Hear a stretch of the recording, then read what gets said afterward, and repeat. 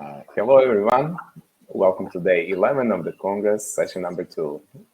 We have special guests from IEEE Young Professionals today with us. This is Flavia Dinca and Jose Pinto. So Flavia, you could see before a lot, but it's really nice to have you, Flavia, again here with us. And Jose Pinto, you see for the first time with this Congress, but I'm sure you have seen him before. He's mostly known in Region 8 as the Congress Chair of IEEE Student and Young Professionals Congress in 4th of 2018. So those were fun times. It's unfortunate we can't repeat it, but hold that thought, it will happen again. Okay, exactly. Guys, the screen is yours. Great. Thank you, Vinko. Hello, everybody. It's great to see you guys again. As you hopefully remember me, I'm Flavia. I'm the current chair of the IEEE Young Professionals Committee. Jose, would you like to introduce yourself? Oh, yeah, of course. Hi, everyone. I'm Jose Pinto. I'm one of the vice chairs under Flavia's committee. I'm also the region's 7 to 10 representative for the coordinators. And as Vinko said, I'm usually known as the previous SYP event organizer. So there's that. Thanks, Flavia. Great. So before we get started, we also want to go through a few housekeeping items. So I know you guys like to use the chat a lot, which is really great. And we're going to use that in the session today. It's a workshop. So the way we're going to do it is sort of try and have a conversation about engagement and recognition topics. But for this, first of all, we would like you guys to also introduce yourselves so we have an idea of who we're actually talking to. So you know who we are, but we would like you guys to actually write in the chat who you are, what your volunteering position is, and where you're joining from. So we already see a few people. That's great, but let us know if you're volunteering. Are you a student branch volunteer? Are you an affinity group volunteer? So we also know how to actually tailor the discussion. You will also see there's already 7 questions that we already put in the questions and answers box. Take a look at the questions and upvote the ones you find relevant, and then we will address those first. Also, if you have any other questions, comments, thoughts, anything, please put them in the chat or put them under Ask a Question tab, and we're going to keep an eye on this. So anything that pops up that's interesting, we will bring it up in the conversation. So do make sure that, you guys help guide the conversation, and we do address the things that you're interested in. So let me just quickly go ahead and share my screen. Hopefully this will work. Entire screen, allow. Okay, it's the slides. Okay, Jose, can you see the slides okay? Okay, perfect. So I'm going to leave you in charge of the chat and the questions and answers. So as I mentioned, we're going to address quite a few topics in today's session. We do have a couple of slides, but we're mostly going to share with you stories that we've seen throughout our time volunteering in IEEE, either as students or young professionals. And we're going to try and keep examples from not just Region 8, but also from across the world and across IEEE to give you guys an idea of challenges that exist, things people have tried before, what worked out, what didn't work out as well. So hopefully this will kind of help give a better idea on, ideas on why people should volunteer, how you should engage volunteers and maintain healthy volunteering teams, how to engage your members, and obviously recognition strategies, and how you can get creative about that whole topic. So starting at the beginning, why should anybody actually volunteer? You're fundamentally sort of just giving away your time for free. And a lot of people sort of ask, okay, what's in it for them? It turns out that actually a lot of research suggests that volunteering might actually make you live forever. Because it turns out there's a lot of health benefits. It's really great for you. It's good for your physical health as well as mental health. It helps you network. It helps you grow your, connections. It helps you improve your skills and so forth. And the thing that's special about IEEE is the fact that this is a professional organization. So you really do get to, grow in ways that can really help enhance your CV and make you a more valuable employee. It helps open up a lot of doors for your career development. In that sense, IEEE sort of provides a safe space for you to sort of experiment with project management, leading teams, being part of international teams, exploring different work cultures, and so forth.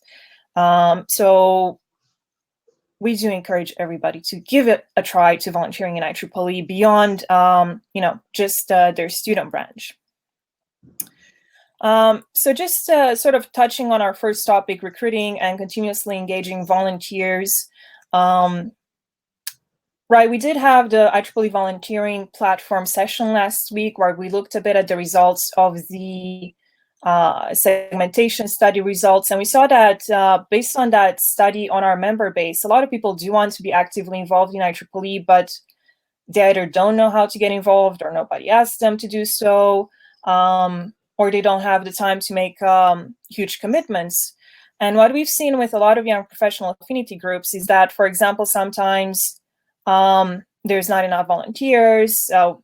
We, like sections, even struggle to find one volunteer to serve as chair, or people sort of fade away after some time. So a couple of things that we've seen working in the past is the fact that people do need clear instructions and they do want to know what they commit to. So you do need to have a proper volunteer position. And a lot of times you can find volunteers in places you didn't think about looking. So maybe, your network of connections might not provide people willing to volunteer. But one thing that we've done in the past successfully, and actually in Region 8, a few years ago, the Finland Affinity Group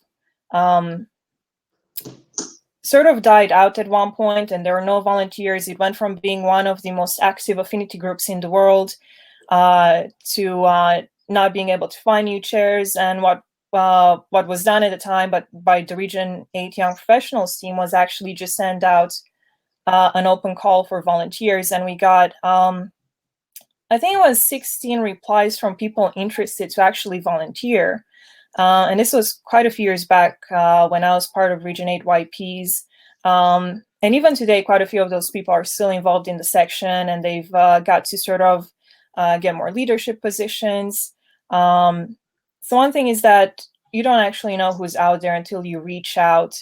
And again, because of IEEE sort of this safe space, if you have ideas, it doesn't really matter as much what the rules of engagement are. Chances are there's people out there who might actually share your vision and be interested in, getting involved with you. But I think when it comes to sort of volunteer engagement and leading volunteer teams and all the quirks of it, José has much better examples than I do in his role as, the chair of the organizing team for the previous Region 8 SIP Congress. So, José, what was your experience with that like? Well, that's a whole different panorama in general. I can hear myself, Flavia. If you can perhaps even mute for a second.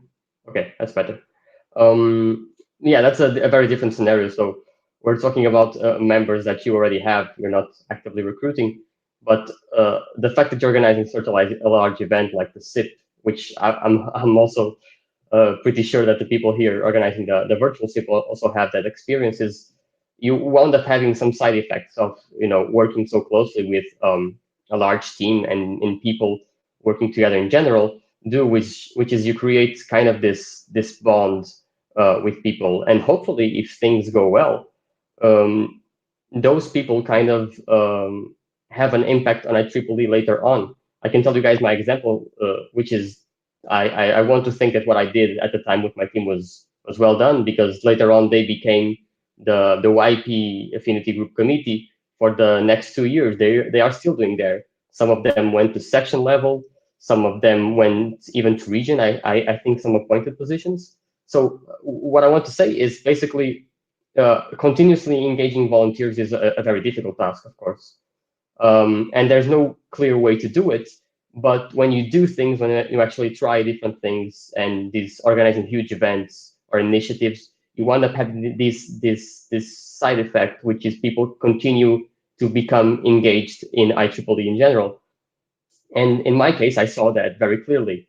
Of course, with Flavia's initiative on the open call for volunteers in Finland, well, that's a whole different topic, and it's more oriented to recruiting. But as you said, Flavia, I think sometimes we just have to give it a go and try different approaches and see what works best for our local case.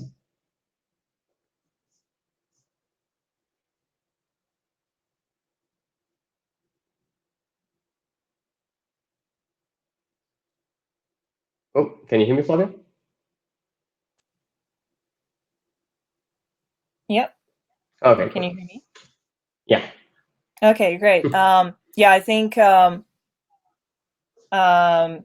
was helping with the microphone. So thanks, Jose, for sharing that. And yeah, it's quite two different experiences from being, just an affinity group volunteer to all of a sudden organizing the biggest student and young professional event across the whole region. So I guess that was quite a jump. But how did you actually convince people to join in that adventure? Well, I guess that's part of the process. But when you're doing an activity, whether you're a student branch or you have your own YP affinity group in whatever section, when you're convincing anyone, whatever, to do that, you're kind of bringing out the positives of things, So we're organizing this huge event. We're going to be in touch with a lot of cultures and people. So you kind of bring out the positives of the event and what it's going to bring for you specifically. But I think the most important part for me was what you just mentioned a few seconds ago, which is having a clear goal and positions. So what I did in very early on in organizing the event was I kind of made roles for whatever I thought was needed for the organization very clearly and very distinctively. There were no overlaps on what someone in that position would need to do. And then I just gave out anyone and I said, hey guys, these are what's available right now. Do you or do any of you want this? And they kept choosing. So people started choosing the positions they wanted to be in and the areas they wanted to work in. And the team kind of organically kind of formed itself, and people were happy because they chose exactly what they wanted to do. And even if they didn't get like the leading position on some specific topic, like sponsors or the program manager, they could still work on that with no restrictions whatsoever. So giving people some freedom, but with a very specific context, I think helps very well to help the members stay engaged and happy to a certain level because they're doing what they chose to do. Yeah, that's a really good point, right? It's important for people to do something that they're interested in. And one thing we've seen a lot of across a lot of our groups is that volunteers who don't continue usually say that they simply didn't find their position rewarding because they didn't get to do something that had value to them. So it wasn't something they were interested in or something they were good at, or they didn't get to develop the skills they wanted to develop. So that's definitely one thing that if you want to make sure you have happy volunteers, you have to make sure that they do something they're passionate about and that they have a clear idea on what exactly they need to achieve. But we would also like to hear from the rest of the attendees on the webinar. Let us know in the chat, why do you guys actually volunteer? What are the best things that you found about volunteering? And actually, how did you get started? So actually, Jose, how did you start volunteering in the first place? Oh, that's a very easy question. It was a competition, of course, the IEEE Extreme. Back in my faculty, it was a blast. It was a huge crowd. People were super excited about it. We had pizza all the time. You gotta have pizza wherever you go. So, and it was super fun. We got to engage with people.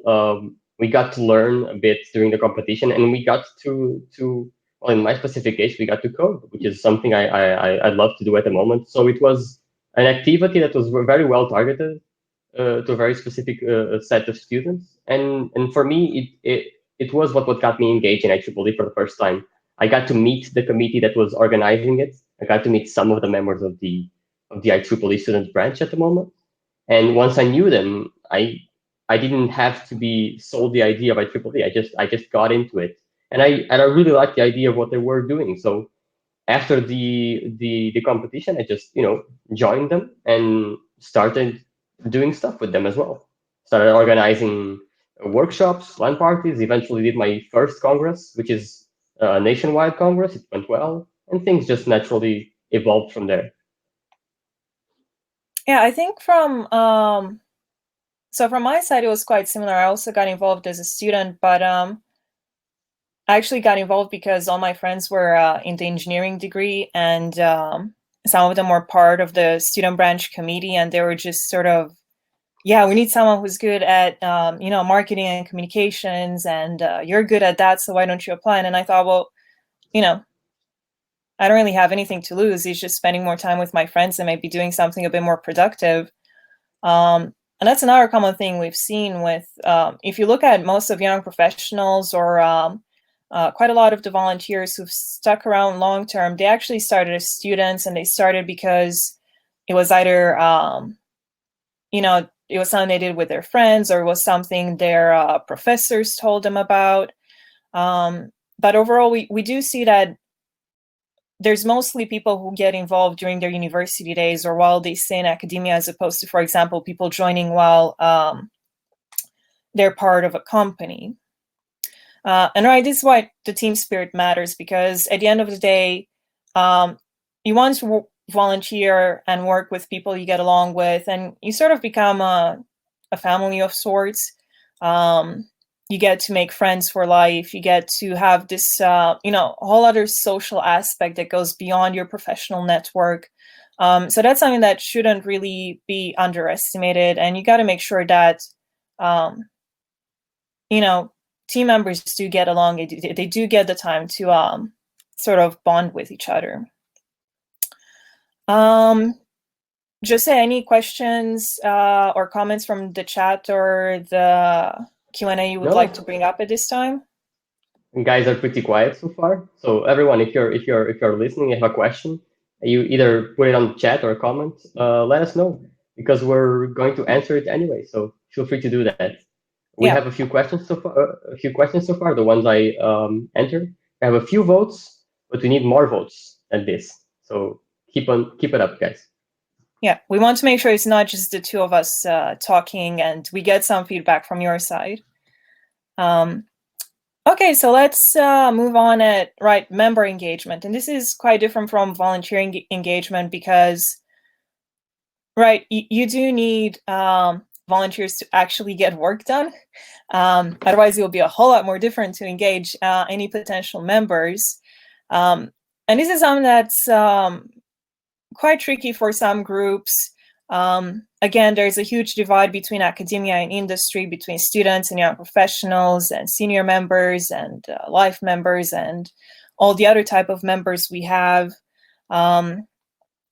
And there's also different types of engagement. Some people are happy being members because, they need to publish papers and attend conferences. Other people want to have the in-person events and the networking side. Other people join because of extreme and other competitions or awards and so forth. So currently young professionals do have a bit over 69,000 members worldwide, but what we've seen with the COVID-19 pandemic is that our numbers are going down quite a bit.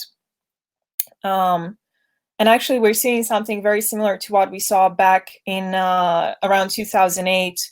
That was just around the time when the economic crash happened, that young people do tend to be impacted a lot more. And arguably, at least from our side, professional membership is probably one of the things they're going to drop first when there are financial challenges or more important things happening in the world. Which also means that we have a pretty volatile group of members. to actually keep their attention. But there's no lack of needs they have. It's just that it's up to us to actually identify those needs and make sure we address them properly. And those needs can differ, as I mentioned, varying on what people's interests are. And it's also a matter of, right, do we want our activities to be open to non-members as well? And this is something that's a whole level of discussion if you want to get philosophical. So for example, should non-members be allowed to volunteer? Because right, fundamentally, the membership fee we all pay, that's what contributes to our activities, all of our initiatives.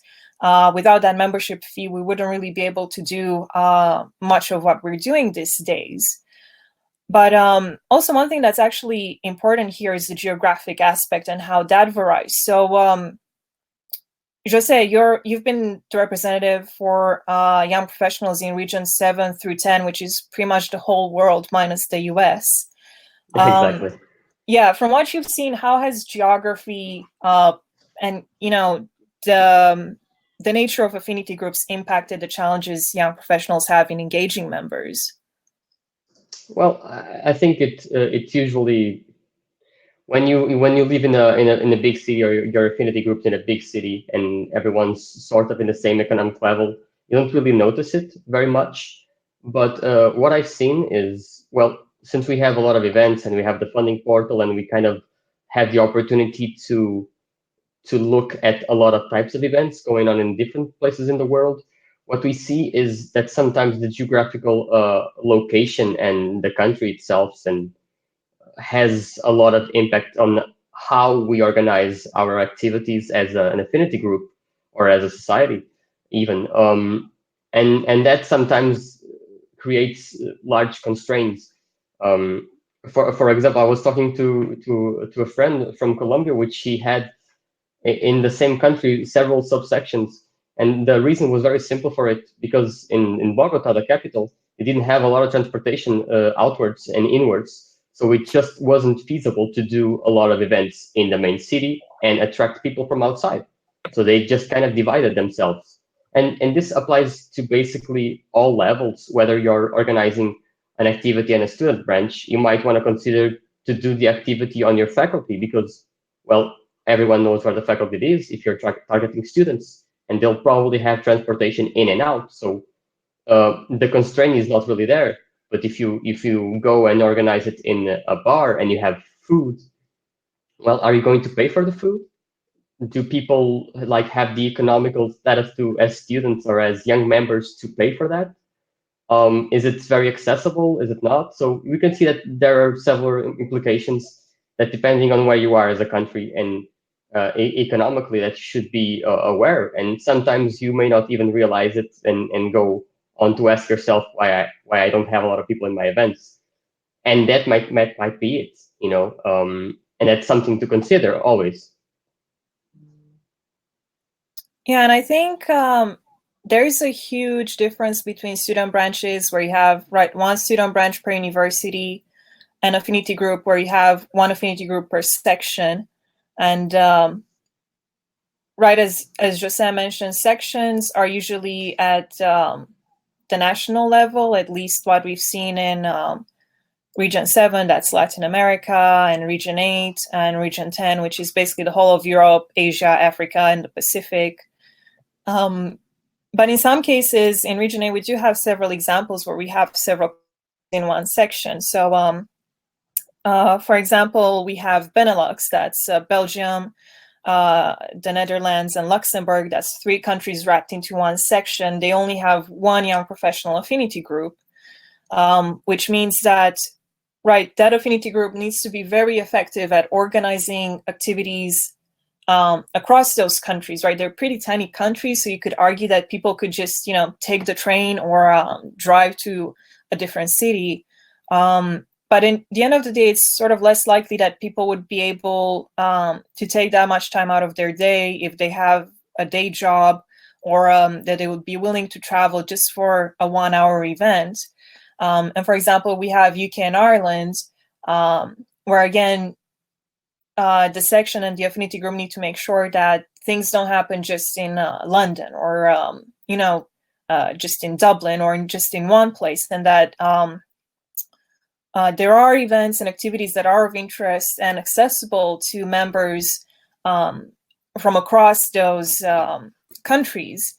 And one thing that we've seen is that it's one of the oldest challenges we've been facing, and that's retention of student members once they graduate, right? We do have better retention of volunteers from student branches who continue to volunteer and stay members after they graduate, but not so much for members themselves. And we think this is also, right, besides the fact that it's something that you do as a student, life is easier in those days, you can do, extra stuff. The membership fee is significantly lower, but also there's a huge difference and a huge shift on how you engage with IEEE the moment you graduate. And that's not always evident how you can do in some countries. Some groups do a really great job at this. They make sure they have activities to engage students in, membership afterlife, as we used to call it a few years ago. And it's also something I would like to bring up at this point is that I did mention in the opening ceremony that we do have funding opportunities for events and activities. And one of the, we have 3 opportunities. There's the STEP program, that's the Student Transition and Elevation Program. And this sort of events are collaborations between student branches and affinity groups, and they're meant to introduce soon to graduate students to their young professional communities, to what they can do in IEEE after they graduate. And this has been a pretty long-standing program that we've had just to make sure that students are introduced to what IEEE means beyond their student branch, because there's also a tendency for student branches to sort of stick to their own little group and their universities, and they're not really necessarily as involved in the bigger picture. We also fund, we have local activity funding, and this is meant for pretty much anything you want to do, whether it's a competition, an actual event, whether it's virtual or in person, as long as it's done responsibly. Anything you want to do that would engage your local community, we're happy to fund that. And then we have the meetup funding, which is meant for larger scale activities in conjunction with, for example, conferences. Which, again, it's tricky this year, but if you guys have any questions about event funding, Jose is actually one of the guys on our team who manages those funding requests. So this is the perfect time for you guys to write your questions on that topic, and Jose will answer them. And it's also the fact that there's a lot of different things you can do, right? A lot of people just think that, well, we need to have networking events. So they need to have a speaker and then maybe 10 minutes of Q&A. But there's actually a lot of other things you can do. A lot of times competitions are far more engaging, like, right, Jose pointed out the extreme competition. There's a lot of things you can organize in that regards. You can have paper competitions, you can have video competitions, you can have competitions for all sorts of levels, right? If it's students, it makes sense to have sort of a dissertation or a thesis competition. If it's more experienced professionals, why not have a competition on their technical contributions for, I don't know, sustainable development or green energy or anything you can think of. There's so many different things you can do. And actually, one example we have that we wanted to share with you guys comes from the Photonics Society, right? So the Photonics Society is a pretty neat society. They do a lot of interesting stuff, but their approach to membership engagement is quite innovative. So they have a thing they call the community model concept, and they basically put the community impact at the core of all decision making. So they make sense that whatever it is they do within their society, they do it because of the impact it will have on their group. And that group is open to everybody, not just members, because they have this idea that, it gives an opportunity to people to experience what the Photonic Society is all about and how they can get involved and what they can do, and then they decide if they want to be members or not. And this for them worked out pretty well because it sort of creates, as they put it in here, ever-changing living model that's fluid and open to change. But it also invites people to be more involved. And it has this sort of transparency to it that people really appreciate and creates a sense of belonging. And this, again, is really important if you want to build that sense of, if you want your members to come back over and over again instead of just a one-off thing. And another thing we actually wanted to mention at this point is career development, right? A lot of people want to see, more a network. I mean, right, it's networking again, but mentorship. Young people, whether it's students or young professionals, really benefit from that, but it can also be quite tricky.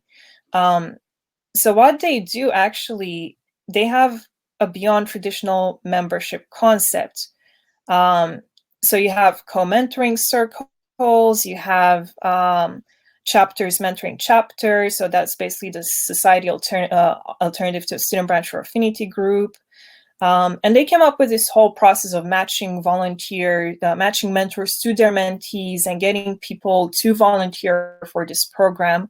So it's all pretty interesting, and they do have quite a few resources online. We will share the link with you guys afterwards.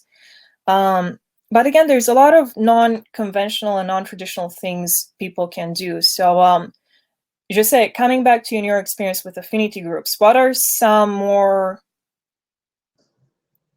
sort of unusual activities you've seen people do, or in your opinion, managing the funding platform, what tends to work out best in terms of activities people can have? Yeah, so all of this and engaging members is quite a difficult task. And you can have a lot of things that work in one place but don't work in another. For example, in the US, most of the more successful activities are more of a social networking aspect, whereas in Asia, most of the successful activities are activities on the more technical side. So most of this, and whether or not your event has some level of success, depends also on very geographical specifications. But we've seen in the funding portal a lot of different types of events. And for example, we can have a lot smaller events that engage all type of people. And one thing we've seen, for example, is that we have a lot of people that do events on their faculty, and they kind of make it open to everyone. Okay, so they're a student organization within the faculty. People don't really know they are IEEE or whatever, and they just have this event. I remember seeing a student branch doing a escape game on their faculty, and they just said, okay, this is a great idea. We'll just open it to everyone, and the people just kind of formed groups, registered, and participated, and without even knowing, they were doing the escape room and learning about IEEE. And in the end, they kind of got into it without even noticing it. And then you have, I remember even myself when I was in my affinity group, Portugal was very divided in the student branches. So what I did, I started going to the student branches themselves and organizing activities very much locally. And I'm saying this because the activities are successful if you adapt them to the people you're targeting and the members that you want to engage. And it may differ from section to section, but we've seen a lot of different things. For example, we've seen a lot of humanitarian activities kind of gain momentum, at least before COVID. We were seeing a lot of activities built around helping the community and kind of using IEEE as a tool for that. And that attracts a lot of attention, and people are very keen on humanitarian causes. So that might be also a different type of approach. But we could speak of this for the rest of the day, and even go into the industry versus academia. We could go all over. Yeah, I think this is really a big topic, and the bottom line is that, right, get creative. Don't be stuck in the same paradigm that it has to be an event with one speaker and then a bit of Q&A and that's it. There's so many things you can do, and there's really no rules telling you that, if you want to have competition, you can have it. You just go ahead and have it. It's just a matter of actually, coming up with a plan and having the courage to actually do it. I also quickly wanted to mention that because of the whole wonderful situation the world is in right now, the funding portal will stay open throughout most of December, and it will be open at the beginning of January. So we are making an exception and considering applications for events that take place in late December, early January. So if you're planning something for that time frame, do take a look. And Jose will put the link to the funding platform on the chat. Otherwise, Jose, any questions or comments we should address at this time? No, we already have a most voted question on the Ask a Question button, but on the chat, people are pretty quiet. Guys, if you wanna ask anything while we're having this conversation, feel free to just ask along, and it might be relevant, so we want to address it as soon as we can. Exactly, and please don't be shy, right? We're all in this together. But right, from my part, Flavia, if I can jump in a little bit. So I started to write it, and I realized, okay, I can join you over camera. So what is currently, what can we apply to funding portal? Because the world is virtual, obviously, and costs are less at the end. But perhaps some countries are doing better, and perhaps there is some face-to-face meeting available. But in the end, what can we apply for, and what applications have you received so far in these times? Well, right now we're getting a mix of things, because some countries have already opened up and they started doing a few events themselves. But like for the period of, I don't know, March to mid-August, we got a lot of applications for virtual events, and that was fine.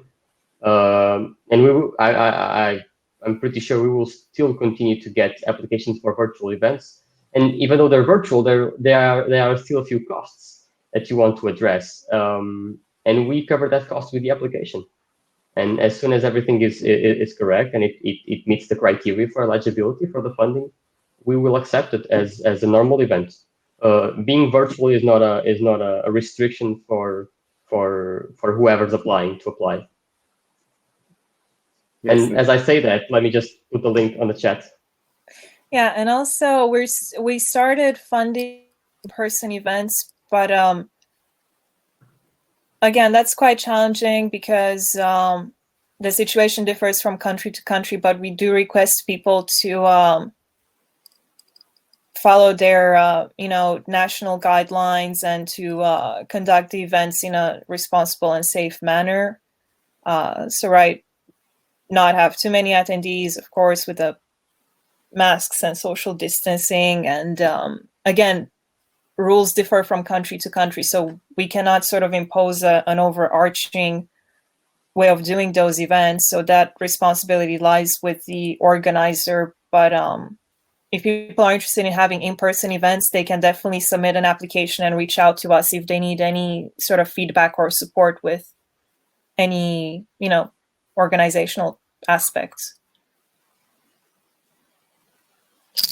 Okay. Do you have any examples to share from the virtual part that was really interesting? Like, as you mentioned, not only speaker in front of camera talking about technical topic.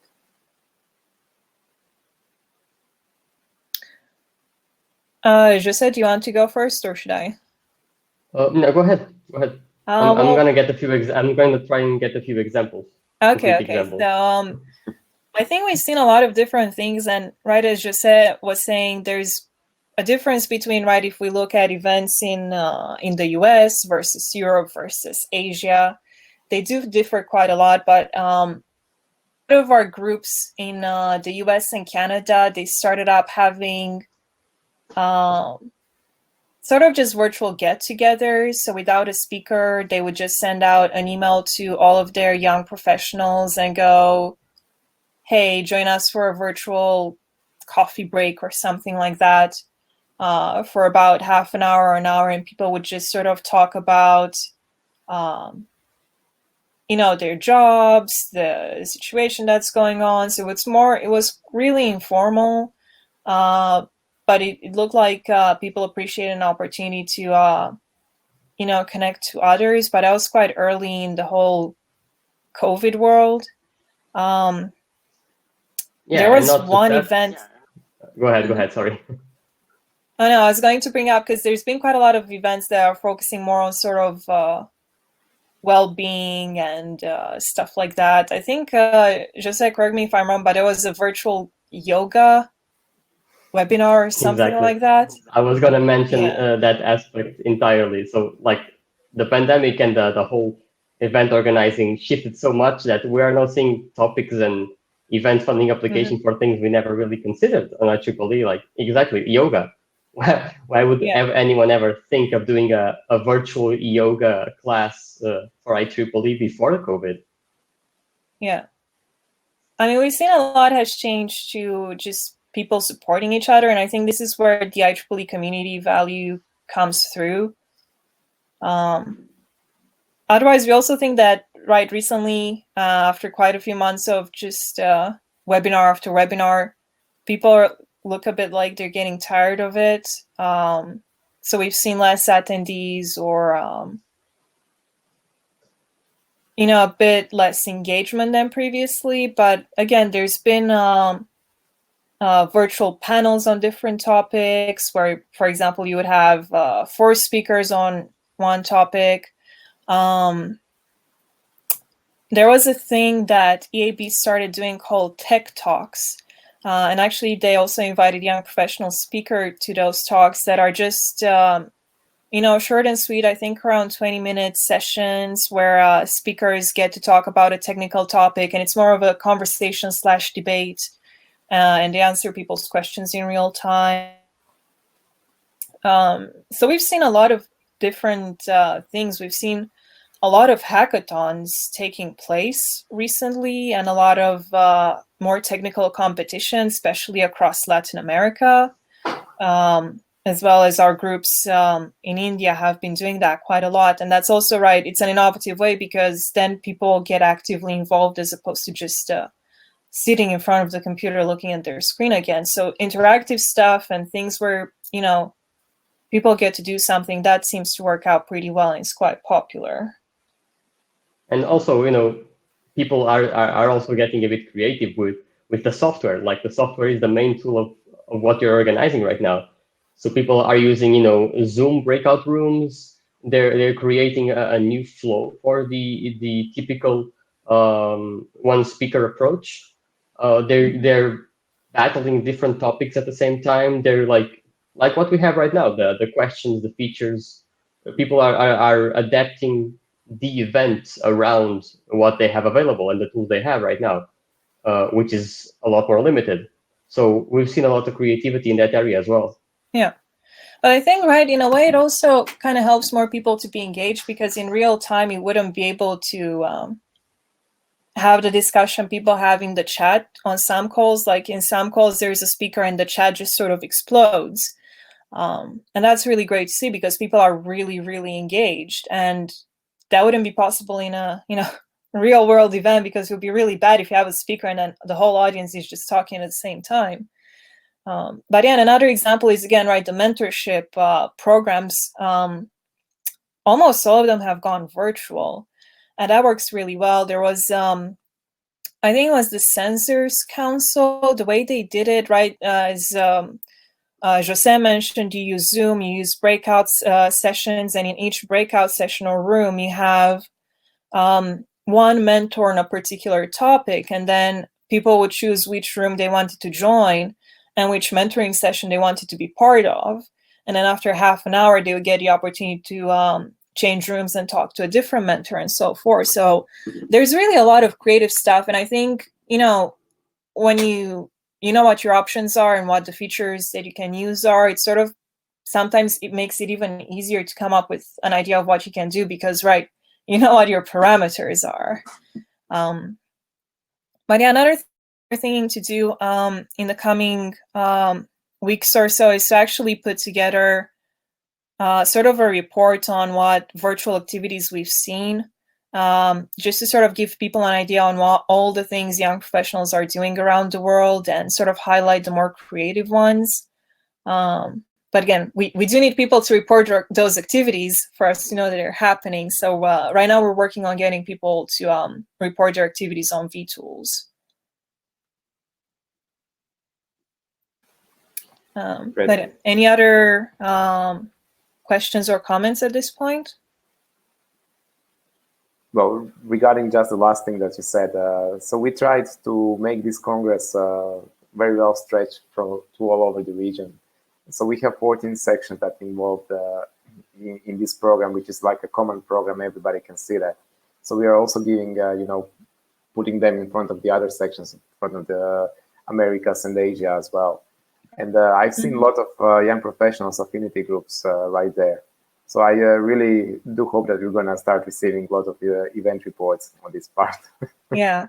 I mean, it's really surprising how, within a couple of weeks from when the pandemic really hit, we've seen a lot of young professionals doing virtual events. So in that sense, there was a very fast switch to virtual events. So yeah, we thought it's definitely something that is worth sharing as, a form of recognition, as we're going to squeeze in the next 5 minutes, but also to help give people ideas. So yeah, once that's out, we will of course share it with Vinco and your team, and you can share it with the rest of the Region 8 community. Okay, but as always, if all else fails in terms of engaging people, remember you always have free pizza. That seems to work pretty well in engaging people. Organize any event you want, advertise the free pizza, and at least a few people will show up. And also wanted to put out, just based on a recent research, these are the top 10 topics our members are interested in. There's nothing really that surprising, I think, at this point, right? Artificial intelligence and Internet of Things and big data, and of course 5G are super trendy topics right now. So this can also sort of help you structure activities if you're out of ideas on what to talk about. But just really quickly, we wanted to talk about recognition beyond just awards, because we do think that, right, on one hand, engaging your volunteers and your members is important, but they need to get value out of it. And it's also really great if their work and their contributions are acknowledged, because, right, on one hand, that builds loyalty. So again, you're building this membership base that, keeps being engaged, and it's more than just people who join once or twice and then they drop off. Right, it contributes to a sense of belonging, acknowledgement, and achievement, and that's all things that we can give back to our members and our volunteers. And also, on a different perspective and a different approach can be used to address business needs. To put it in a sort of really boring perspective, I'm not sure why the presentation just quit. So if you're launching, right, if you have a new program, you can use awards to get people engaged. If you have right, competitions are great to get more people engaged, and so forth. And there's also a lot of, it's a way to measure what people are actually interested in, because at the end of the day, a recognition strategy is a way to measure behavior, but also to influence behavior. So there's sort of an art on what you want to acknowledge, because you do want, the recognition you have to be meaningful and to have value, but you want it to serve a purpose. You don't want to start, having 50 different types of recognition just for the sake of having those things, because that just ends up being a lot of work for you without actually providing much value. So there's quite a bit of an art to that. And going beyond the sort of traditional, here's an award for volunteering, good job. there's a lot of different things you can do, right? These are just a couple of examples that we thought we would share with you guys. These are all live, and actually I just wanted to point out that I believe the MGA is currently actively looking for nominations, as well as the IEEE Technical Awards. And you can see, right, these are examples of IEEE certificates, and as right, a student branch or an affinity group, you can actually order this from IEEE and they will ship them to you, and they will be blank and you can print whatever you want on them. They have the official sort of golden stamp, and they can have the signature of the president and so forth. So you can use that within your groups. Pins are also really popular. They're a relatively small thing. You can get them quite cheap. These are examples of, right, fellows and section chairs, which aren't really relevant to our audience. But it does give you an idea of things you can do. And actually, from my side, one of my favorite forms of recognitions I actually got, I actually have them right here. So it used to be, right, what was called the president's coin. And it was actually given first, at least during my time in IEEE, by the 2016 president, Barry Shoup. And his story was that, right, back in ancient times, Roman soldiers all had the same coins to kind of prove that they were part of the same legion or so forth. So it was a form of recognizing people as belonging to the same group. And his idea was that, right, in IEEE, we all belong to the same family. And I was like, this is really neat. Like, I felt like, I mean, it's, right, it's fundamentally, it's just sort of like a metal coin thing. It doesn't really have any value, but it sort of means that, oh, I'm part of this group. So I thought that was really cool. But Jose, you also had some good examples of awards. Oh yeah, definitely. Like I've had the presidential medal as well. And just to share with everyone, mine was from 2018 Jim Jeffries. And it was like a very similar situation to what you just described. He came up to me one-on-one and just gave me the medal, said why he was giving it to me. And I felt I didn't feel like that was an award. I felt like that was actually recognition. Like you said, the coin itself is symbolical. And I really like that. But I've had other examples, and they can be interpreted as recognition or awards, and we can discuss that even further if you guys have any questions about it. But for example, I remember that my section is Portugal section, and they used to do a lot of awards to the student branches. And I myself got some recognition after organizing the SYP, and I wasn't expecting it. And they did it because they wanted to recognize people. They wanted people to know they did something and they did it well. And I think everyone should be aware when someone else is doing a good job or just putting effort into IEEE and into their community. And when I got my recognition, it felt amazing, and at the very least, I felt like people understood what was being done. During 2019, I got a medal from the Portugal section. Like nobody really knows about it. Only a few people that were in the room when I got it. But for me, it was of extreme value, and it was recognition for the work I had done for the last 3 or 4 years in Portugal. So that was great, and I think those are very good examples. And we can discuss the definition. Like it was a medal, but I felt it was not really an award. If I'm getting understood, Flavia. But we can talk about that too as well, because awards have a very specific purpose, and people can try to achieve an award, but a recognition is a much more vague thing. It's a much more personal thing, I feel like. Yeah, and I think that's right. That's the difference between a recognition, or one of the differences, right? As Jose put it, it feels a lot more personal because, right, when you, right, and sure, it was the president of IEEE coming up to you. That's already like, I remember one of the best things was that he knew my name and he pronounced it correctly, and I was like, oh my God, that's already like some sort of achievement in itself. But even if it's just right for your student branch or your affinity group, just making people feel like they're part of something, and they're efforts are acknowledged, and there's a reason for them to be there. They're not just sort of baggage or anything. But on the other hand, there is a lot of technical awards and other awards, and the thing about that is that it's more conventional. It's something that people, right, can, for example, put on their CV, or that might carry more weight from a professional perspective than the recognitions. I know, Jose, do you agree with that, or what's your take on it?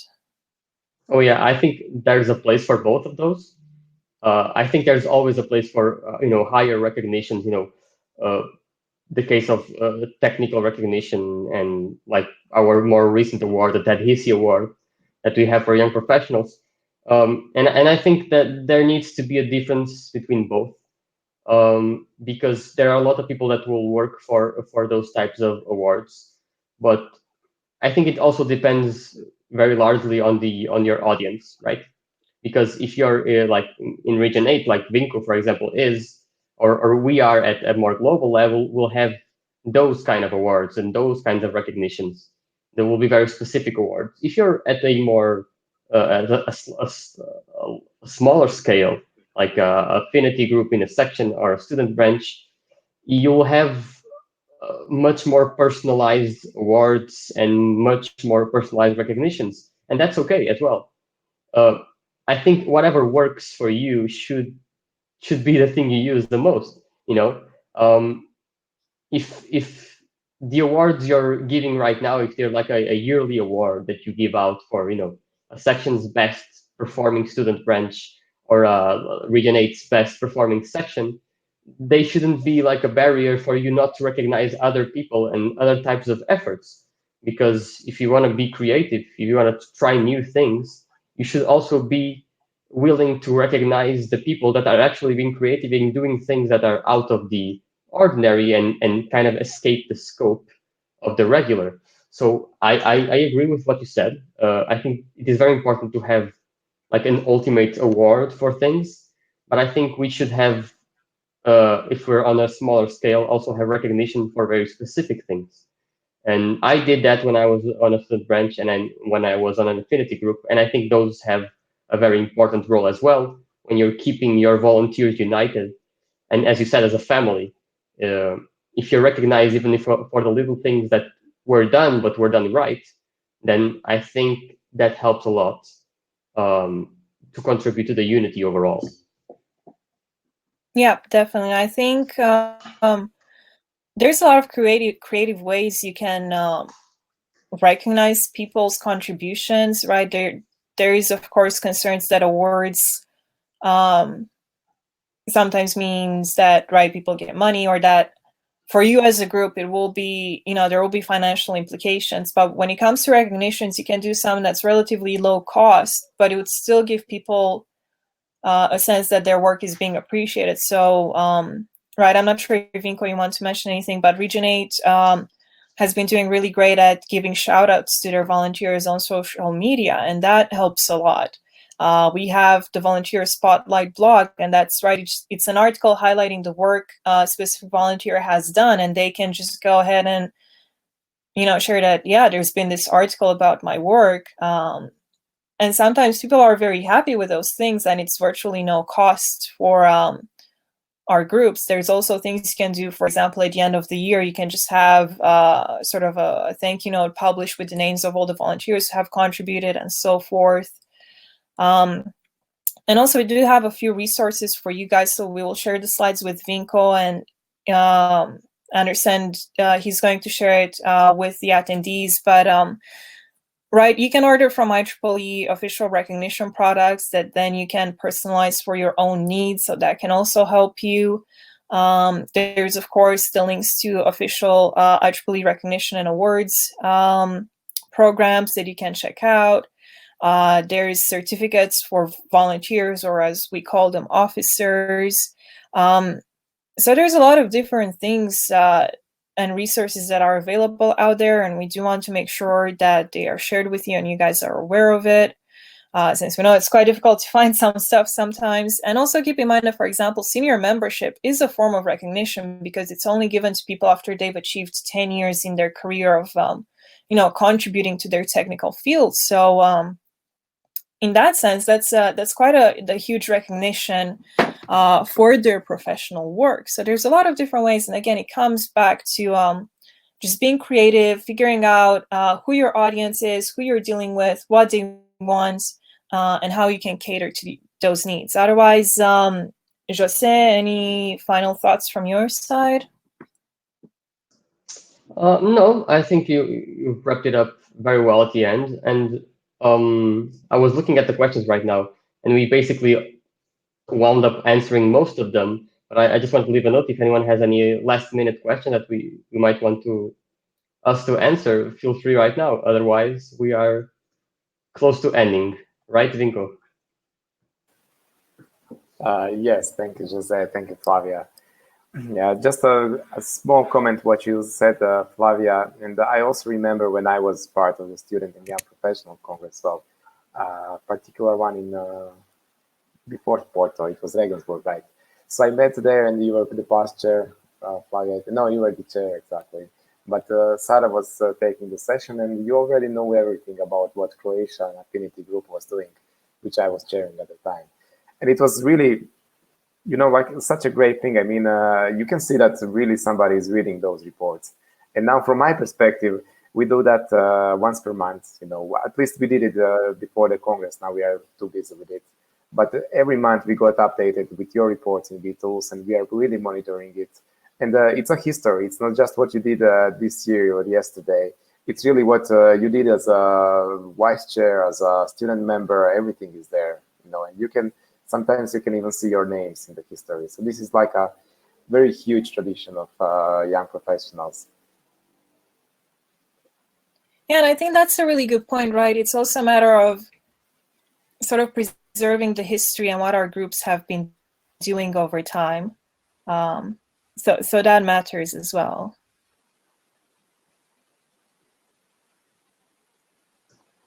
All right, but that also means that we are watching you guys. So, yeah. But seriously, yeah. I can see that people are starting to do something in the virtual world, and some sections are really doing well. For example, as you mentioned, also UK and Ireland.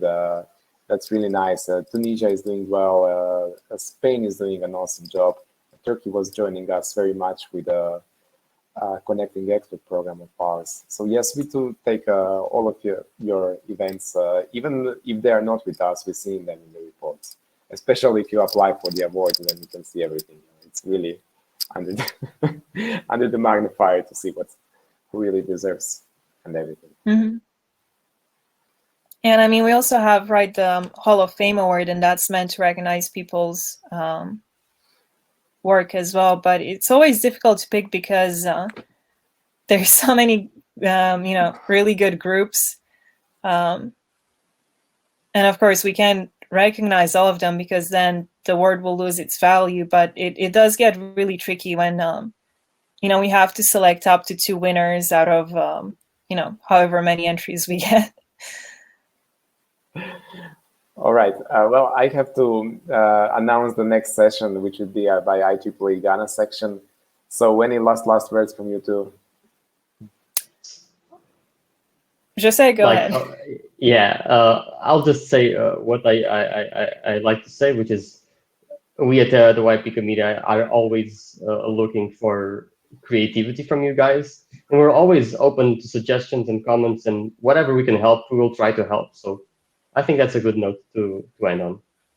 Yeah, definitely. So creativity takes you a long way. And from my side, one piece of advice I've heard a lot in IEEE is that it's easier to ask for forgiveness than permission. So if you have an idea that you genuinely think will help out your communities and answer the needs of your members, then go ahead and do it. Reach out to us and we're happy to support it. And, if you just have to believe in it and put in the work, and a lot of it is possible. So thank you for being with us today. And thank you, Vinko, as always. Thank you, everyone. Well, thank you, as always. And so after this session, we are putting a spotlight to IEEE Ghana section and their content. So you can go there and check it right now. So thank you once again for joining, and we'll be sharing the slides with you with the many good links, as Flavia said, so you can just click and apply for award or nominate a candidate. Okay. Goodbye, everyone. That's great. Thank you, Thank you, everyone. everybody, for your time. Take care.